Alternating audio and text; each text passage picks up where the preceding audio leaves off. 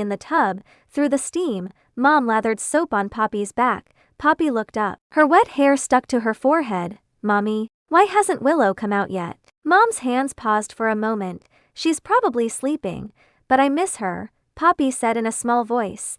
I haven't seen her all day. Mom turned off the water, wrapped Poppy in a big towel, and hugged her close. Poppy, do you ever get mad at Mommy and Daddy? Mad about what?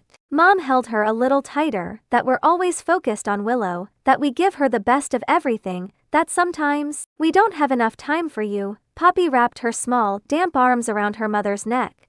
No, of course not, because Willow is sick. Her voice was serious. My teacher said today that sick people need the most care. Me and Mommy and Daddy have to love her together.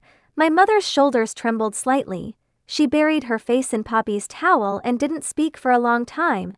You're such a good girl, Poppy. Her voice was muffled. The truth is, your sister has had a very hard life.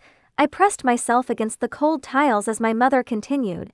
She was born very weak. The doctors said she might not grow up. Mom sniffled, so we were always scared she was in pain. Scared she was sad. We just wanted to give her everything we could. Her voice dropped to a whisper. But sometimes, Mommy gets tired too. Sometimes I wish she were healthier.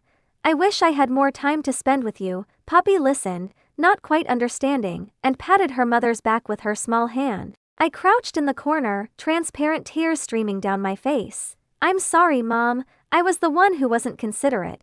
If I had never existed, how much better your lives would have been with just Poppy. But they couldn't hear me. After the bath, Mom tucked Poppy into bed. Then, she walked to my bedroom door and stood there for a long time. Finally, she raised her hand and knocked softly. Willow, are you asleep? I floated in front of her, wanting to reach out and touch her, but my fingertips passed through empty air. I shouldn't have yelled at you today, Willow. I was wrong. It was Poppy's first day of school, and I was just so nervous. I didn't mean to be harsh. She paused, as if waiting for a reply that would never come. She sighed. I left some cake for you in the living room. It's your favorite, strawberry. Make sure you eat it. She waited another few seconds before returning to her room and closing the door. I went to the living room. On the table was a small plate with a slice of cake. The strawberry on top was a little crooked. Late into the night, I watched my own small body in the tub. The water was cold now. My face as white as paper. My mother never opened the shower curtain. She didn't know that I would never eat the cake she left for me, and that I